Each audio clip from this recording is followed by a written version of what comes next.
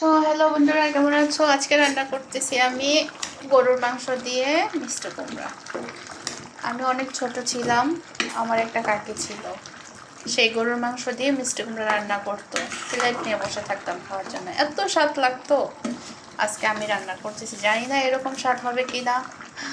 দোয়া করবেন যদি ওইরকম স্বাদ রাঁধতে পারি। আর আমি একটু কম রান্না করতে পারি, আমার রান্না আমার হাজব্যান্ড পছন্দ করে না, কারণ বলে যে আমি রাঁধতে জানি না।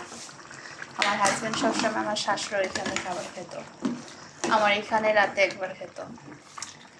অল্প অল্প রান্না করতে জানি, তারপরও আলহামদুলিল্লাহ রান্না করি। হাজব্যান্ডকে একদিন হলো খাওয়াইছি, এটাই শুক্রিয়া।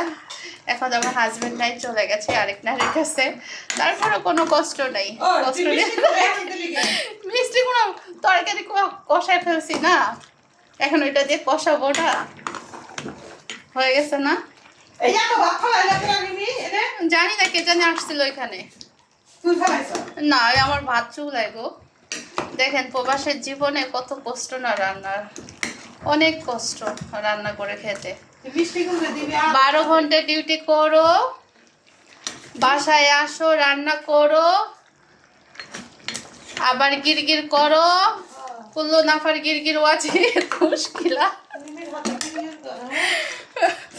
বাকি বাঙালি গিরগির করে, রাঁধতে পারি না, চিল্লাচিল্লি করে, চুলা খালি করো। দেখেন প্রবাস মানে কষ্ট। হ্যাঁ,